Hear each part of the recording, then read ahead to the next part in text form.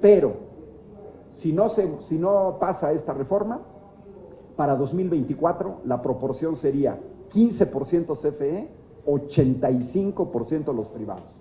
Significaría la pérdida total del control por parte del Estado de un energético vital para la vida moderna. Veamos el caso en España, las tarifas eléctricas. Sidenor, empresa siderúrgica de las más importantes en España, acaba de cerrar temporalmente porque no puede pagar las energías eléctricas.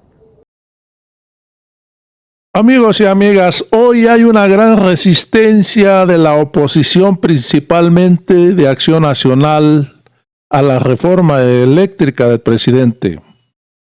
Hay que recordar que los diputados de ese partido aprobaron la ley energética de Peña Nieto con grandes moches, principalmente su ex candidato Ricardo Anaya, que le tocaron cerca de 7 millones de pesos. Hoy se oponen a la reforma.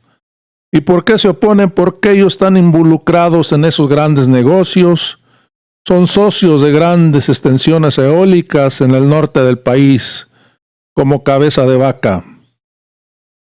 Además, amigos y amigas, están protegiendo a las empresas españolas porque tienen un compromiso moral con esos extranjeros.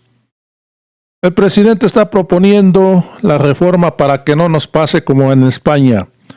En España en 2 años ha subido el 500-600% la energía, porque los privados producen el 80% y el Estado español solamente el 20%.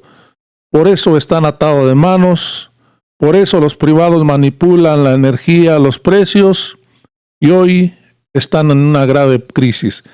El presidente está previniendo todo eso, por eso quiere reformar la ley. Vamos a escuchar la ponencia de Ángel Valderas, un ingeniero y analista sobre energías. A continuación, señoras y señores, escuchamos al ingeniero Ángel Valderas Puga, especialista en estos ramos, quien es profesor de las Facultades de Ingeniería de la Universidad Autónoma de Querétaro y del Instituto Tecnológico de Querétaro, analista del sector energético desde el año 2007 y articulista en distintos medios de comunicación, exsecretario general del Sindicato de Personas Académicas de la Universidad Autónoma de Querétaro. Ingeniero Ángel Valderas Puga, tiene usted el uso de la palabra. Bueno, pues buenos días a todos, buenas tardes más bien. Gracias, senadora, por la invitación. Saludos, Silvia, saludos, Martín, y saludos al compañero Juan Carlos. Silvia, dijiste casi todo lo que yo iba a decir. Voy a puntualizar algunas cosas al respecto. Miren, hoy en día vemos a ciertos sectores de la sociedad mexicana que patalean por una propuesta de reforma constitucional, cuando los neoliberales en este país, de Miguel de la Madrid a Enrique Peña Nieto, modificaron la Constitución 495 veces. Tan solo en el sexenio de Peña Nieto se modificó 155 artículos constitucionales y en el sexenio de Felipe Calderón 110. Y específicamente los artículos 25, 27 y 28 que tienen que ver con el sector energético fueron modificados aproximadamente 20 veces de Miguel de la Madrid a Enrique Peña Nieto. La privatización del sector energético arranca desde el día siguiente de la nacionalización del petróleo, desde 1968. Recordemos que el Partido Acción Nacional nace justamente como partido opuesto a la nacionalización del petróleo, y los intentos de privatización del sector eléctrico arrancan después de septiembre de 1960, cuando Adolfo López Mateos plantea la nacionalización del sector eléctrico. Inmediatamente. Esto viene pies. No es casualidad que hayan hecho fraude electoral en las elecciones de 1988 para imponer a Carlos Salinas de Gortari, que es quien comienza el desmembramiento de Pemex y que es quien comienza a cambiar y a modificar todo el andamiaje jurídico para ir cada vez más chatarrizando tanto Pemex como Comisión Federal de Electricidad, para destruir a la Compañía de Luz y Fuerza del Centro y después venderlas a pedazos. Es un esquema que ya hemos visto. Vivimos una historia en México de una serie de privatizaciones fracasadas, como en el caso del sector bancario. Se entregan los bancos a los privados y después estos no pueden, o los administran mal y los venden a extranjeros. Como señalaba la ingeniero Silvia, la energía no es cualquier mercancía.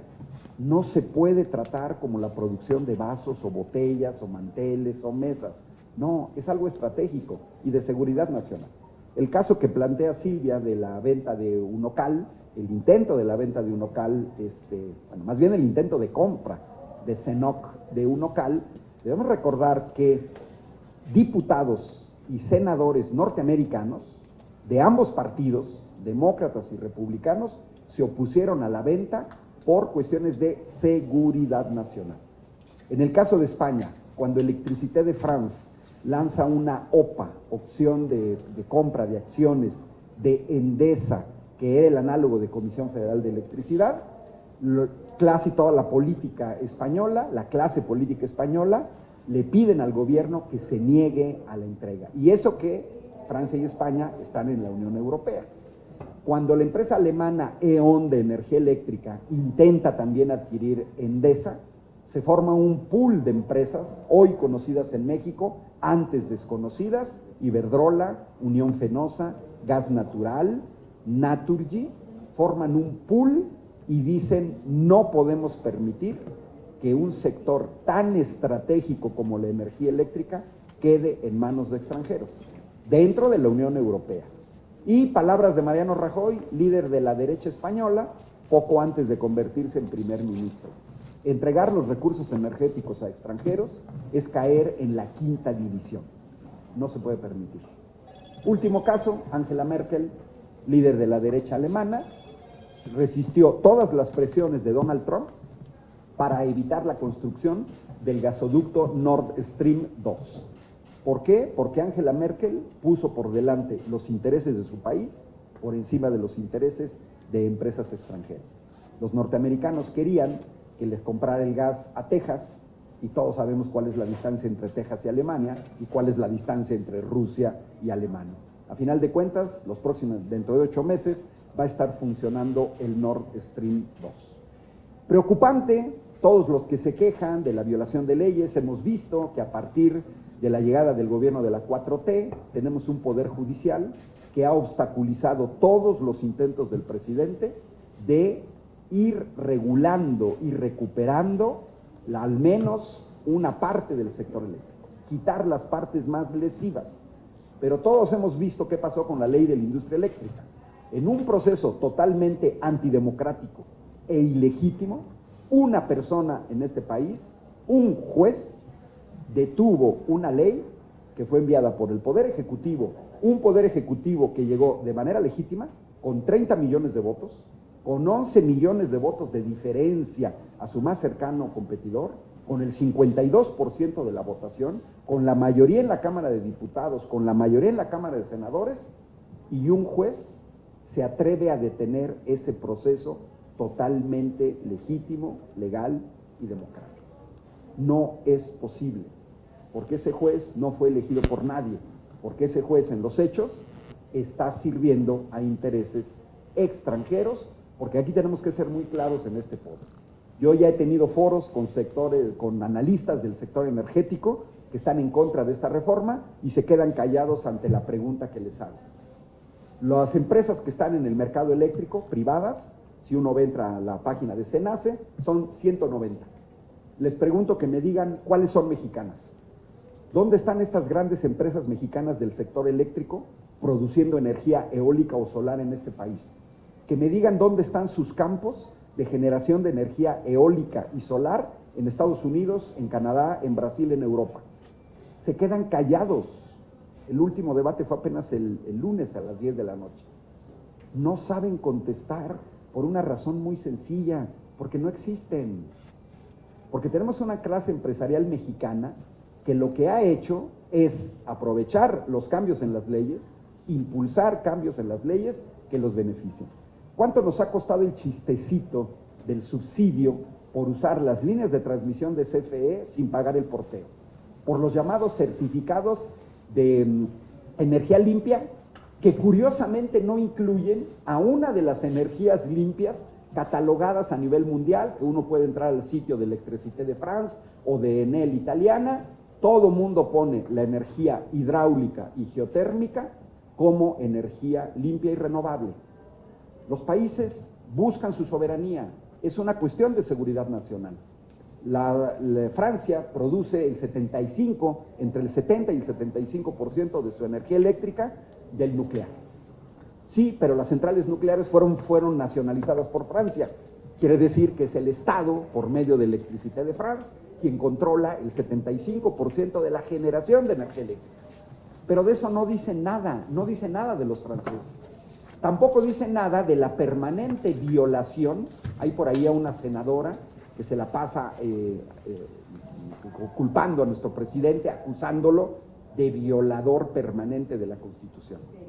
Yo le recordaría que en 2008 estaba vigente el artículo 27 constitucional que prohibía a los particulares la generación, la transmisión de energía eléctrica que tuviera como objetivo el servicio público. Y le recordaría a esta senadora que ya la CRE, de estos organismos pseudoautónomos independientes de 2008, señalaba que de 250 gigavatios, 110 gigavatios estaban producidos por privados. En una violación abierta, permanente, continua de la Constitución, se venía violando el artículo 27 y los privados estaban ya produciendo el 44% de la energía eléctrica. Preocupante que hoy a 2020, lo señaló la secretaria de Energía Rocío Nale el pasado lunes en la mañana, en la mañanera, hoy los privados en este país producen el 68% de la energía eléctrica y Comisión Federal solamente el 32%. Cuando llegó el gobierno de la 4T, la proporción era 54-46. Lo que está proponiendo el presidente es simplemente regresar al inicio de la 4T, 54-46. Nadie le está cerrando las puertas a los privados. Pero, si no pasa esta reforma, para 2024 la proporción sería 15% CFE, 85% los privados. Significaría la pérdida total del control por parte del Estado de un energético vital para la vida moderna. Veamos el caso en España, las tarifas eléctricas. Sidenor, empresa siderúrgica de las más importantes en España, acaba de cerrar temporalmente porque no puede pagar las energías eléctricas. No solamente son las familias, son los comercios, son las escuelas, son las empresas. Hay ya un determinado número de empresas en España que están tratando de cambiarse de país porque no pueden pagar las energías eléctricas.